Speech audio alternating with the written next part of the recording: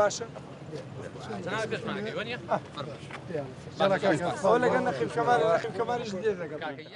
بۆڵوەستەکردن لەسەر دۆخی پێشمەرگە و پێویستەکانیان وەفدێکی لیژنەی پێشمەرگە لە پەرلەمانی کوردستان سەنگەرەکانی پێشمەرگیان ناوچەکانی باشووری کەرکووک بەسەر کردەوە. ئێمە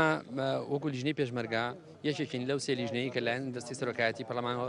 ڕاست پێراوین کە سەردانی مەیدانی بکەین هەر لە نەوارەی شنگال و مووسڵەوە هەتا گاتە خانەقین بۆی راپۆرتێکی تێر و تەسەر بین بە سەرۆکاتی بەدەستی سەرۆکاتی پەرلەمان و پەرلەمانی کوردستان بۆی بەرچاوڕوونیان هەبێت لە وەزعەکە لە گوزەران و لە ژیانی پێشمەرگا لە معنەویاتیان بۆ یەگەر کەم و کوڕیەک هەبێت بە زووترین کات چارەسەر بکرێت. بەتایبەتەوەی کە ئێمە لێرە بیمان دواکەوتنی کەمی موچەی هێزی پێشمەرگەی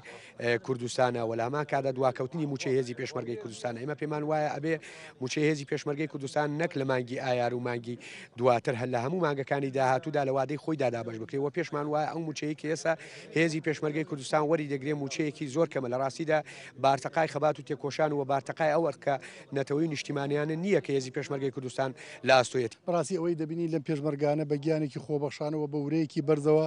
کە ئەیان بینی لە سەنگەرەکان وە قسەمان بۆکەن ئەمە مای دڵخۆشیە بۆ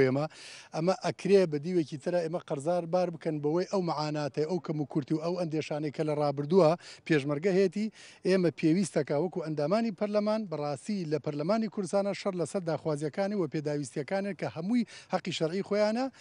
پێداگیری بکەن و شەڕی لەسەر بکەن و ئێمە لە گەڕانەوەمانە راپۆرتێکی تێر و تەسەر دێنێ سەرۆکایەتی پەرلەمان و لەناو پەرلەمانە گفتوگۆی تێر و تەسەری لەسەرەکەین. هێزەکانی پێشمەرگە داواکاری خۆیان هەیە و لایەنە پەیوەنددارەکانیش بە پێویستی دەزانن پێویستەکانی پێشمەرگە دابین بکرێت. ئەگەر وەکو موچە لە کات و ساتی خۆی بە سەرکردایەتی سیاسی کورد لێرەوە ئەڵێم بە جەنابی سەرۆکی هەرێمەوە بە جەنابی سەرۆکی حکومەتەوە بە حکومەتی هەرێمی کوردستان داواکارم لێرەوە ئەم پەیامەی من سەرۆکی هەرێم ڕاستەخۆ جەنابی بیبینێ لە کات و ساتی خۆی هێزی پێشمەرگەی کوردستان کە خۆی هێکێ بووە لەو پێشمەرگە تێکۆشەرانە با لە کات و ساتی خۆیە هێزی پێشمەرگە معاشی بێ و زۆر سپاسدانەکەم. حق گوزەرانی پێشمەرگە و موچە و ئەو